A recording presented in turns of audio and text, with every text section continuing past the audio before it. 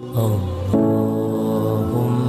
صل على المصطفى.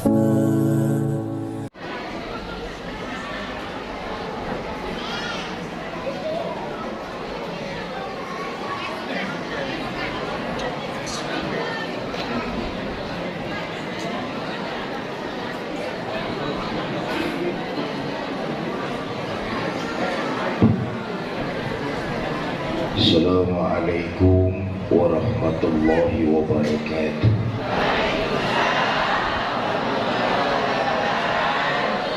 Bismillah walhamdulillah, salatu wassalamu ala rasulillah, amma ba'du. Yang mulia para ulama, para kiai, para asatiz dan asatizah yang saya hormati, para tokoh masyarakat, Bapak-bapak pejabat pemerintah baik sipil, TNI maupun Polri, hadir di tengah kita Bapak Lurah, Bapak Sekel, panitia peringatan Maulid serta DKM Masjid Al-Istiqomah, Ibu Bapak, saudara-saudara kaum muslimin yang saya cintai. Waktu Rasulullah berangkat ke Madinah, beliau mampir di satu daerah yang bernama Kuba. Ngapain? Bikin masjid. Dari Kuba Nabi melanjutkan perjalanan masuk kota Madinah. Apa yang dikerjain Nabi pertama kali di Madinah? Bikin masjid. Ini bertanda bahwa umat Islam hidupnya nggak boleh jauh-jauh dari masjid. Umat Islam dengan masjid nggak boleh berpisah. Umat Islam dengan masjid persis kayak ikan sama air, nggak boleh jauh-jauh. Bu, saya mau tanya nih, ada kagak ikan yang kagak doyan hidup di air? Ada. Namanya ikan mau mampus.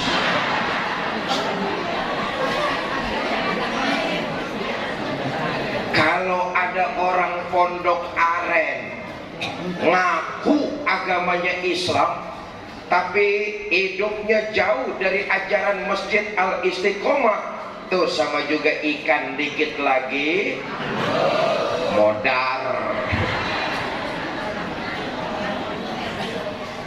Alhamdulillah, masjid kita Al-Istiqomah ini sudah 95% dibangun swadaya masyarakat dalam kurun waktu 2 tahun, menelan biaya hampir 2 miliar lebih. 2 miliar gede apa kecil tuh duit? Gede apa kecil? Kecil. 2 miliar mah kecil buat orang pondok aren. Nih yang hadir nih sekarang ada 100 orang ini, 200 orang, 300, masing-masing 30 juta, kelar udah. Betul apa enggak? 2 miliar lebih mah kecil. Kalau kita orang pondok aren nih, berat sama kita jinjing, ringan sama kita pikul, enteng. Betul apa enggak? Saya tanya sekali lagi, 2 miliar lebih gede apa kecil? Gede. 2 miliar kecil. 2 miliar gede. Kalau ditimpain sama ketua pembangunan dirian, betul apa enggak? Tapi 2 miliar kecil, kalau kita gotong rame-rame, kelar, tinggal 5% lagi finishing. Ya Bu? Ya Bu? Ini sampai jam berapa pidato di sini Pak Sekar? Nah, dalam kaitannya pembangunan Masjid Al-Istiqomah, saya pengen ngomongin apa fungsi utama Masjid Al-Istiqomah di tengah-tengah kita masyarakat pondok aren. Ini aja nih yang pengen saya omongin dah. Mudah-mudahan selesai dalam waktu 5 menit ini. Sampai jam berapa emang pidato? Jam 2. ikut patungan goceng aja sampai jam 2.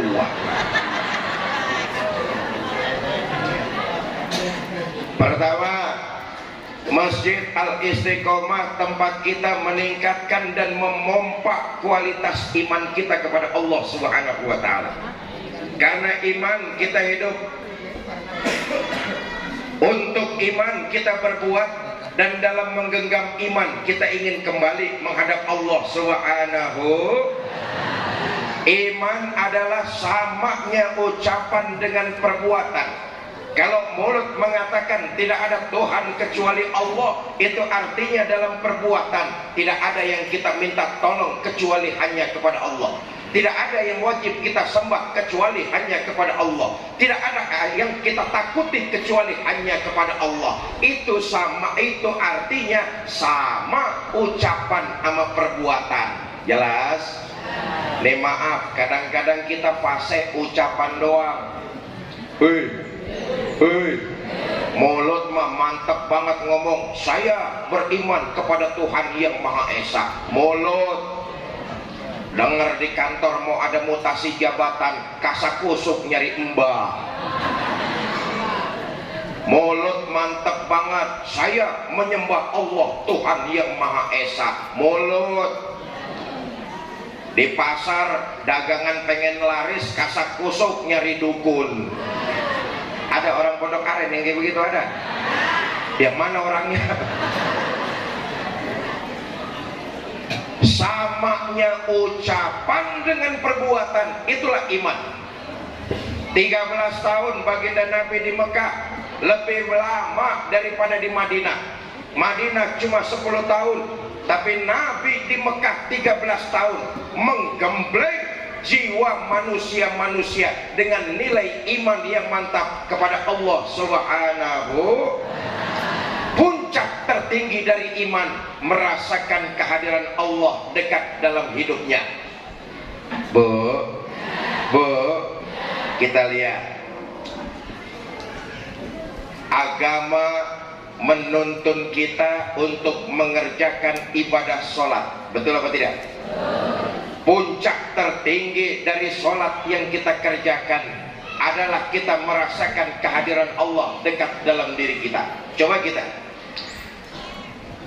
bentuk komunikasi manusia kepada Allah sebagai sang pencipta adalah melalui ibadah sholat. Ketika seseorang sholatnya berhasil, komunikasinya baik, dilakukan dengan khusyuk sesuai dengan rukun dan syaratnya, maka komunikasi orang tersebut kepada Allah dia akan berhasil.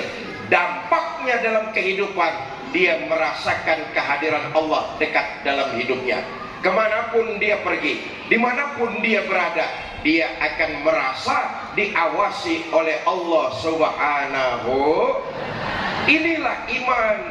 Puncak tertinggi seseorang merasakan kehadiran Allah dekat dalam hidupnya. Dibentuk lewat ibadah, berada di tengah-tengah manusia, dia menyebarkan nilai-nilai kebaikan. Bu, memang berbicara soal iman, ini berbicara hal-hal yang abstrak. Iman adanya di dalam hati. Tadi saya katakan sebab itu Nabi 13 tahun lebih lama di kota Mekah daripada di Madinah. Karena yang dibentuk adalah jiwa, yang dibentuk hati, nilai-nilai yang abstrak. Ditanamkan kepercayaan hanya kepada Allah sajalah manusia menyandarkan hidupnya. Ibadah lebih banyak turun di Madinah, tapi 13 tahun Nabi di Mekah menanamkan keimanan, menyadarkan masyarakat bahwa Allah ada dalam kehidupan kita. Lihat, nih kan temanya lagi maulid ya, Bu. 13 tahun Nabi di Mekah tuh mengajak manusia beriman kepada Allah. Sholat mah belakangan, belum turun syariat sholat, tapi Nabi mengajarkan kepada manusia pertama kali untuk beriman kepada Allah. Nabi itu diangkat jadi Rasul kan umurnya 40 tahun. Betul apa enggak? Mula-mula nyebarin Islam ngumpet-ngumpet dari rumah ke rumah, dari pintu ke pintu, dari orang ke orang.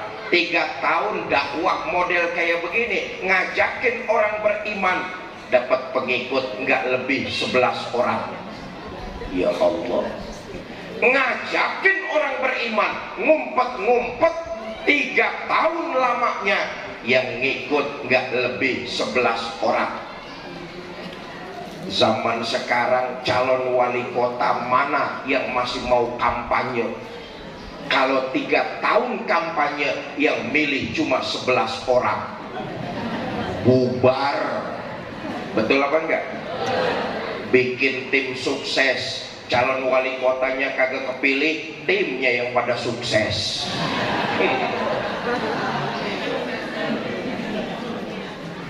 3 tahun Nabi dakwah ngumpet-ngumpet kayak begini, ngajakin orang supaya beriman, ingin menyelamatkan manusia sebanyak-banyaknya dengan iman, yang ngikut cuma 13 orang.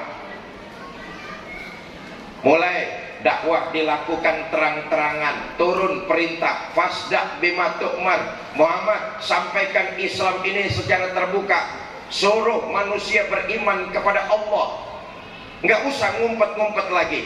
Mulai Nabi melakukan dakwah itu secara terbuka, dikumpulin pemuka-pemuka Quraisy dekat Ka'bah.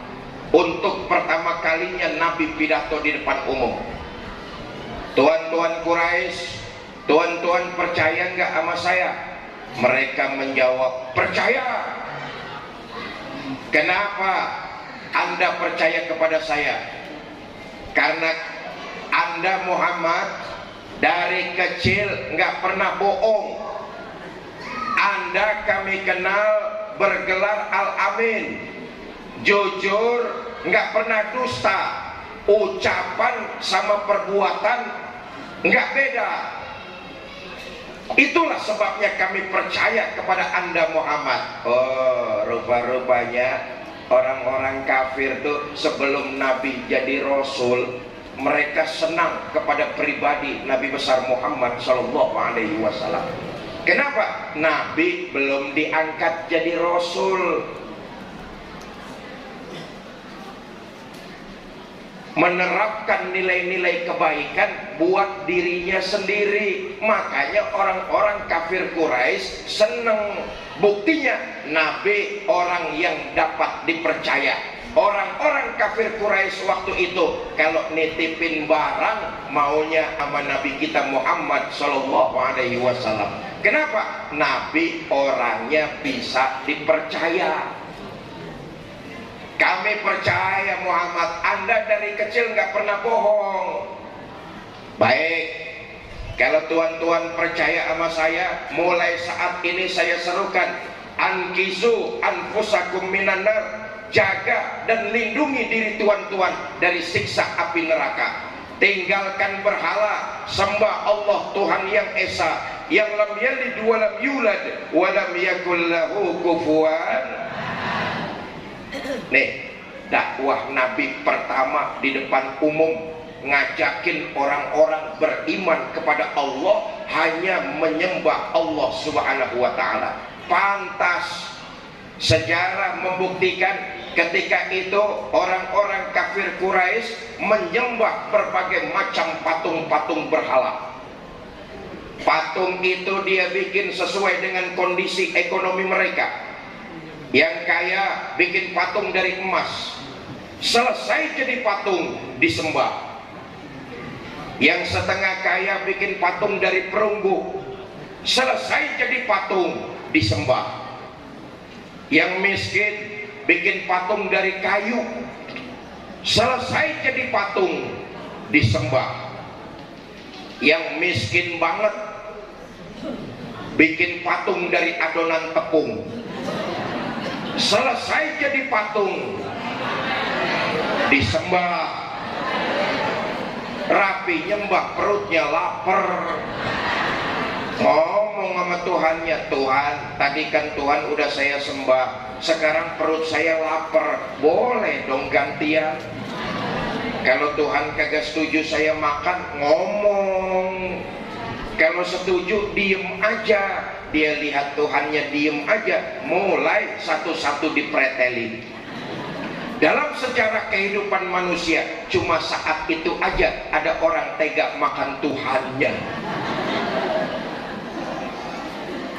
Bapak Ibu, saudara-saudara kaum muslimin yang saya cintai. Nah, kita bersyukur dilahirkan dalam kondisi beriman kepada Allah Subhanahu wa taala. Alhamdulillah.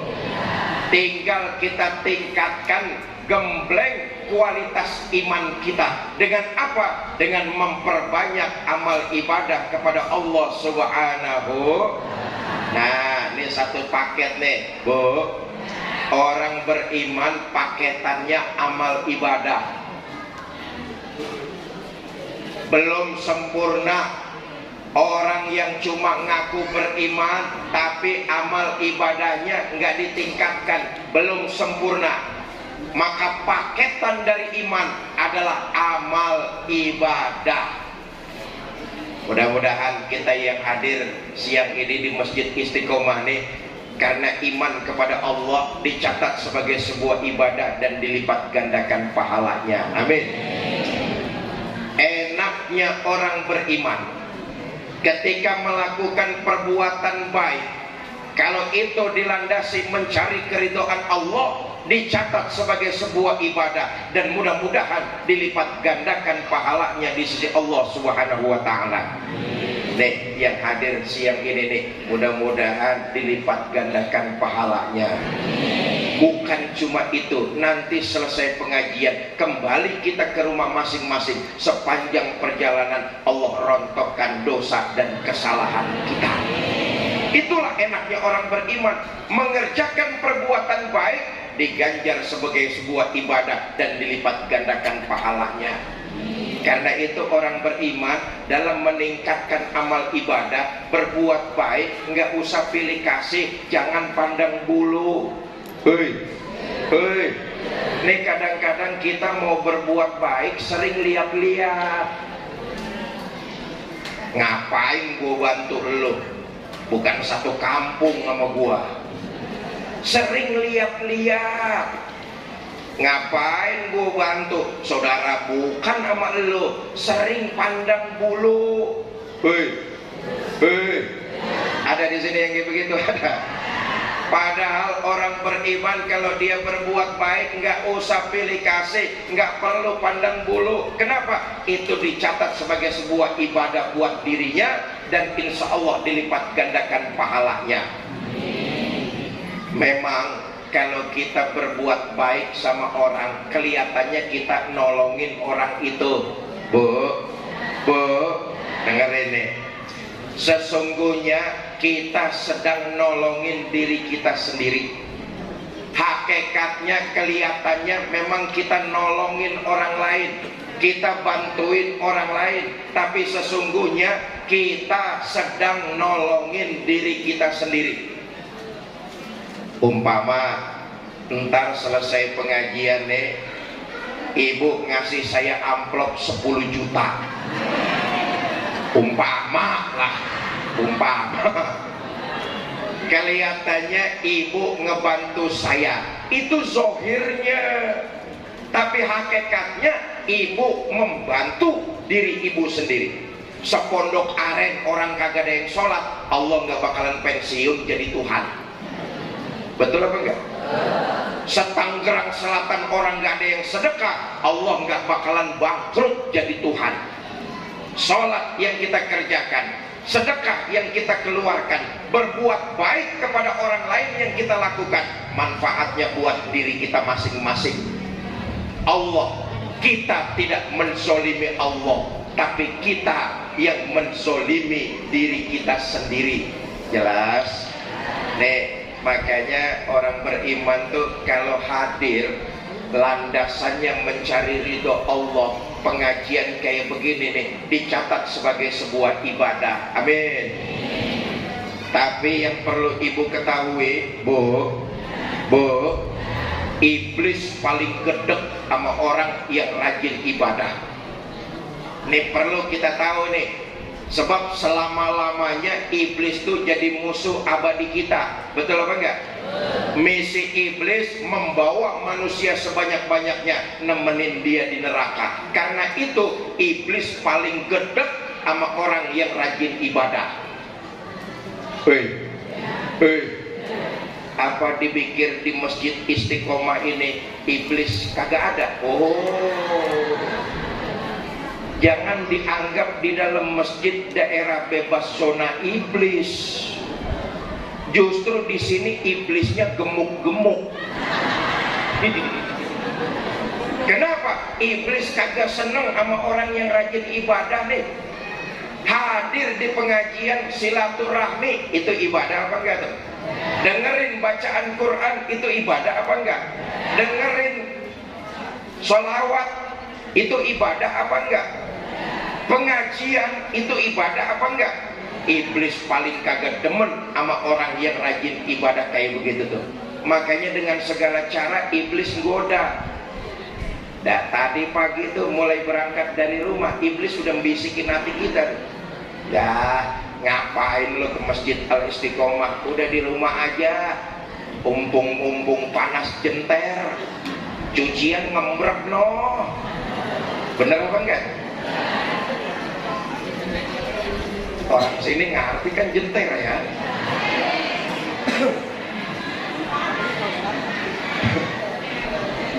Iblis sudah godain hati kita supaya jangan datang ke masjid ini untuk silaturahmi,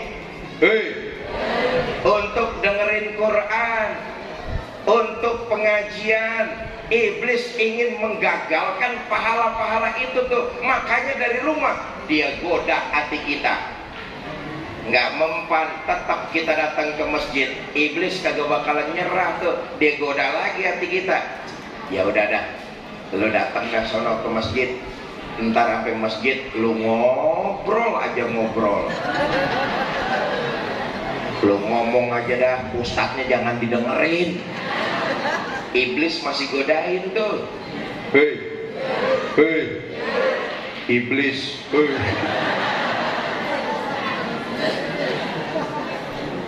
enggak, saya mau datang cari pahala silaturahmi, cari pahala pengajian. Saya mau diem dengerin pidato ustadznya. Iblis kagak bakalan kalah strateginya. Digodain lagi hati kita.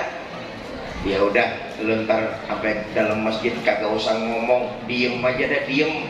Duduk ngempet cuma pules.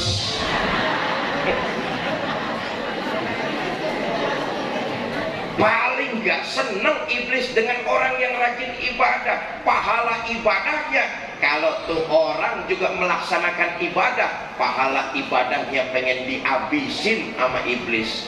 Na'udzubillah min.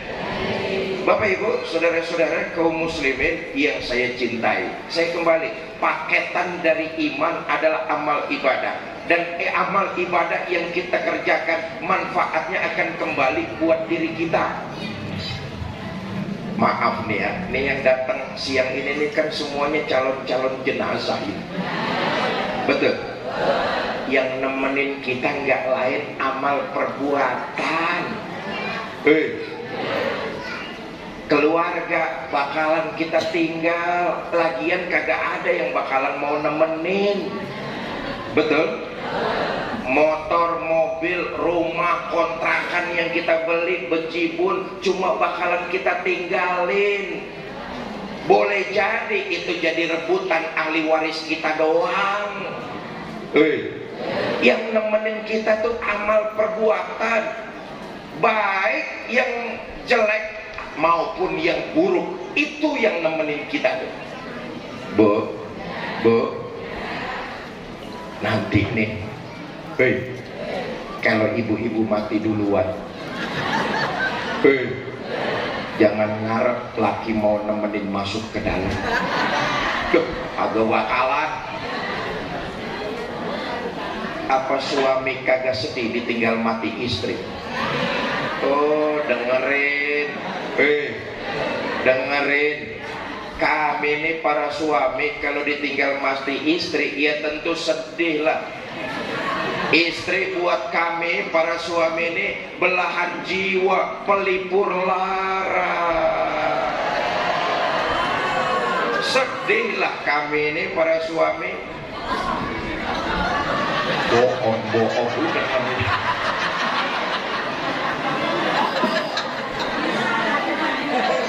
Apa suami nggak pada nangis ditinggal mati istri? Oh ibu jangan salah sangka, kami ini para suami ditinggal orang yang kami cinta bercucuran air mata.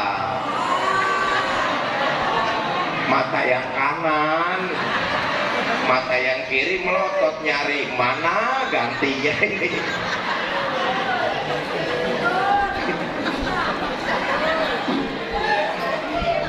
Yang nemenin kita nggak lain adalah amal perbuatan yang jelek maupun yang baik. Itulah yang mengiringi kita masuk ke alam barzakh, masa penantian. Sampai kapan? Sampai datangnya kiamat. Kalau amal kebaikan yang banyak kita lakukan, kita berhasil menjawab pertanyaan para malaikat. Mereka di akhir pertanyaannya, mereka akan berkata, naumatal arus, tidurlah kamu sebagaimana tidurnya pengantin. Enak. Kenapa? Amal baiknya banyak. Naumatal arus, tidurlah kamu sebagaimana tidurnya pengantin. Bagaimana tidurnya pengantin?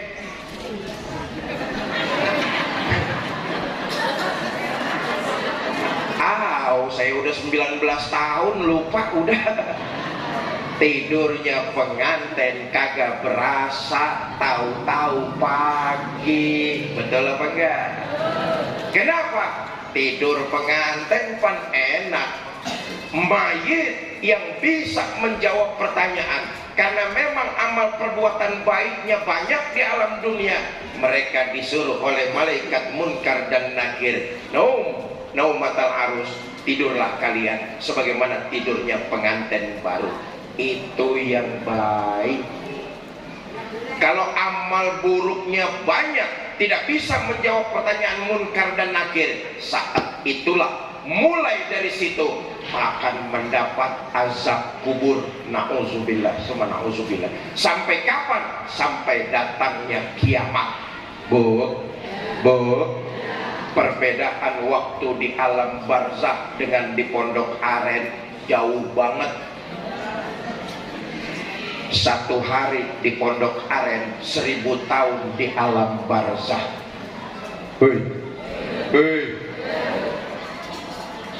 Satu hari di pondok aren, 1000 tahun di alam kubur. Sampai kapan kita menunggu? Sampai datangnya kiamat.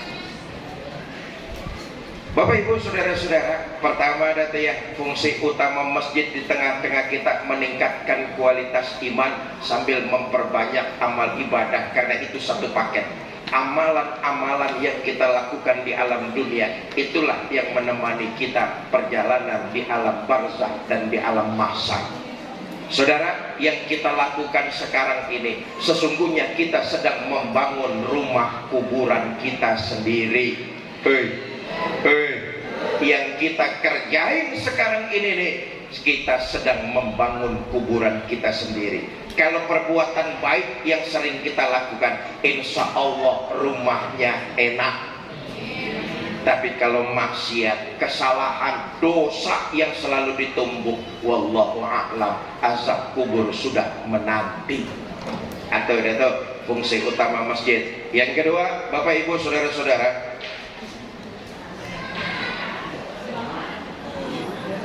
iya, gua cuma ngelihat jam doang lah.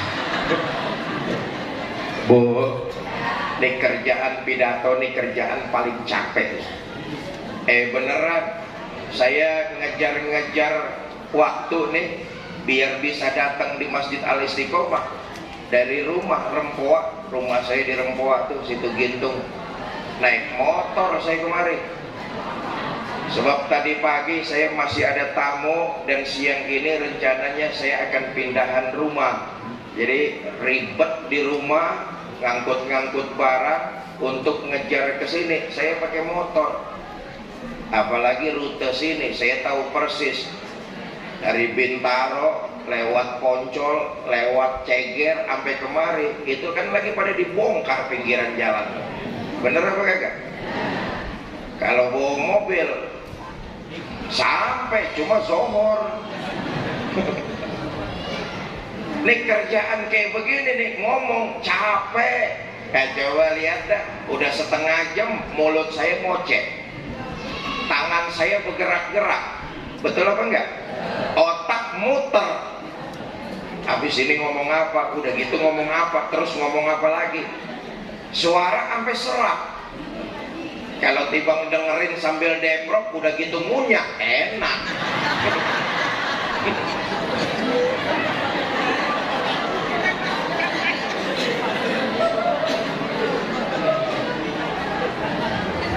Udah setengah jam orang ngomong masih terus.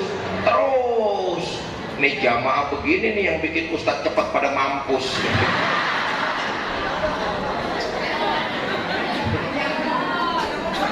Amin.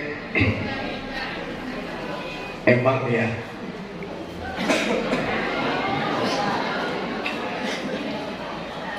sebelas tahun setelah Allah yarham Ki Zainuddin MZ wafat, jihad dakwah ini saya terusin. Tahun 87 saya mondok di Jawa, di Tebuireng. Sejak saya mondok 2 tahun, sejak saya mondok saya sudah berkecimpung dari majelis ke majelis, dari masjid ke masjid, dari musola ke musola di Jawa. Di Jakarta tahun kedua, 2 tahun sebelum Allah yarham Kiai Haji Zainuddin MZ wafat, saya sudah mulai membuka majelis-majelis taklim lagi. Wallahu a'lam, itulah mungkin skenario Allah menuntun saya untuk kembali back to basic. 2 tahun sebelum Kiai Zainuddin MZ wafat, Allah menggerakkan saya untuk membuka majelis-majelis lagi. Mungkin itu sebagai persiapan, wallahu a'lam. 2 tahun setelah itu saya kembali back to basic. Allah mengambil guru kita Kiai Zainuddin MZ. Mulai saat itulah dakwah saya teruskan. Hampir seluruh Nusantara saya sudah datangi untuk dakwah dan silaturahmi. Dari Sabang sampai Merauke, dari Aceh sampai Papua, masuk ke pelosok-pelosok. 3 hari lalu saya baru pulang dari Riau, 5 hari di Riau, masuk ke pedalaman-pedalaman. Lalu kemarin itu baru pulang dari Palembang, sama juga di pedalaman. Makanya suaranya rada begini, karena memang perjalanan dari airport ke lokasi acara itu bisa memakan waktu 5-6 jam. Udah gitu di pelosok, di pedalaman. Dakwah ini ya Allah, Pondok Aren mah kota besar, Tangerang Selatan mah kota metropolitan. Kalau sudah ke daerah itu pelosok-pelosok saudara, dakwah ini luar biasa. Saya mulai dari tempat yang jauh-jauh terpencil, masuk kampung, keluar kampung, masuk desa, keluar desa, masuk hutan, keluar lembah, masuk hutan, keluar hutan. Lu sangka gua Tarsan memang?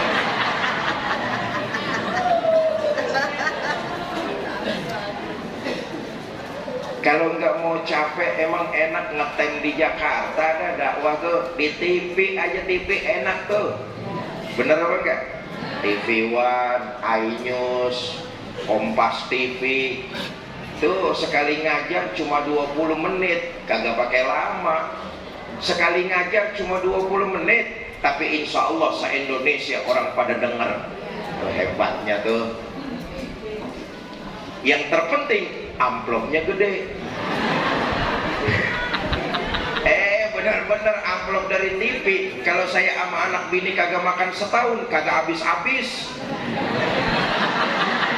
Lo nyautin melolok lo lah.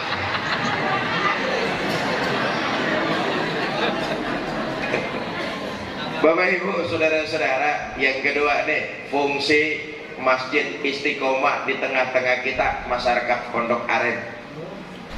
Masjid tempat kita meningkatkan ukhuwah Islamiyah kita. Di Masjid Istiqomah ini kita diajarin untuk selalu menjaga kerukunan. Boleh jadi rumah kita ngadepnya arahnya berbeda-beda, betul apa enggak? Rumah saudara ada yang ngadep ngulon, ngetan, ngilir, bludik. Boleh jadi rumah saudara arahnya berbeda-beda tuh. Tapi ketika saudara masuk ke Masjid Al-Istiqomah mengerjakan sholat berjamaah, lihat, kita menghadap arah yang sama. Betul apa enggak? Membaca bacaan yang sama, mengikuti tuntunan Nabi yang sama, menyembah Allah Tuhan yang sama. Masjid Al-Istiqomah mengajarkan kita masyarakat Pondok Aren untuk terus menjaga persatuan, karena disinilah kita diajarkan nilai-nilai itu. Makanya di awal saya katakan, kalau ada orang Pondok Aren senangnya memecah belah warga, itu sama juga ikan dikit lagi udar. Kenapa? Masjid Istiqomah mengajarkan nilai persatuan. Berbeda boleh, enggak sama silakan. Tapi di masjid ini lewat sholat berjamaah kita diajarkan saling menghormati, saling menghargai, dan saling mencintai. Artinya apa? Berbeda boleh, tapi kita tetap menjaga persatuan. Jelas?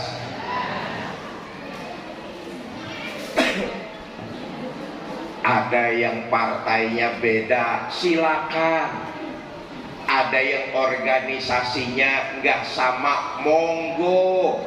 Ada yang amaliyahnya macam-macam, silakan. Selama itu tidak menyangkut hal yang sifatnya usul, cuma bersifat furu, ayo kita sesama muslim tenggang rasa, saling dewasa dengan menghargai, menghormati, dan tetap mencintai.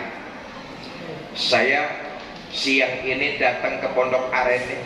Kampung apa kita ini namanya? Hah? Pondok Aren juga ya? Saya datang ke Pondok Aren pakai motor, saya datang ke sini nih.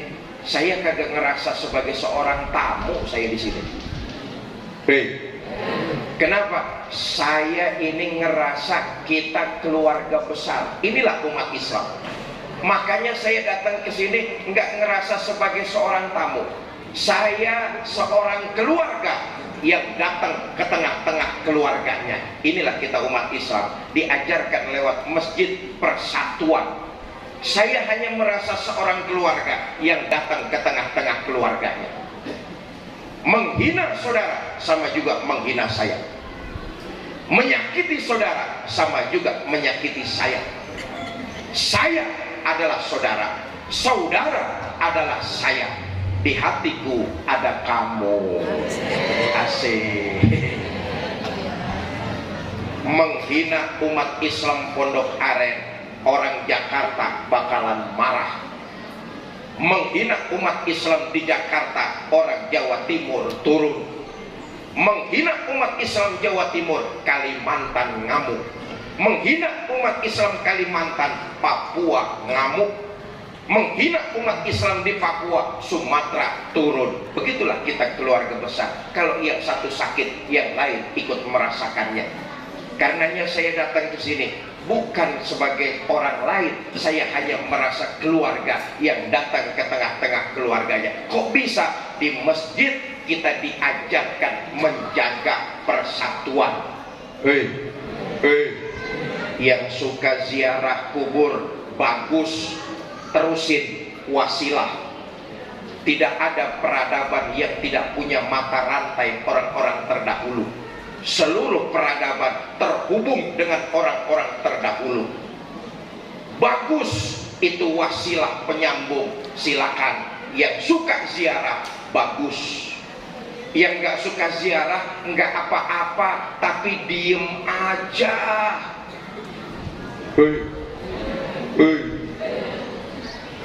Yang suka tahlilan bagus, terusin. Yang nggak suka tahlilan nggak apa-apa, tapi diem aja. Yang suka maulid bagus, terusin. Yang nggak suka maulid nggak apa-apa, tapi diem aja. Nih kadang-kadang cuma perbedaan furu'iyah, saling mengkafirkan, saling membid'ahkan. Ini kan cuma soal furu'iyah. Kenapa kita nggak saling menghargai? Lana a'maluna walakum a'malukum. Saya akan menjalankan amalan yang saya yakini benarnya. Saudara silakan jalankan amalan yang saudara yakini benarnya. Kita sesama muslim, keluarga besar, saling menghargai, bukan malah saling mengkafir-kafirkan. Jelas? Jelas? Bapak Ibu, saudara-saudara kaum muslimin yang saya muliakan, kiranya ini sajalah yang dapat saya sampaikan. Mudah-mudahan ada manfaat, lebih kurang saya mohon maaf. Wallahul muwaffiq ila aqwamit thoriq. Assalamualaikum warahmatullahi wabarakatuh.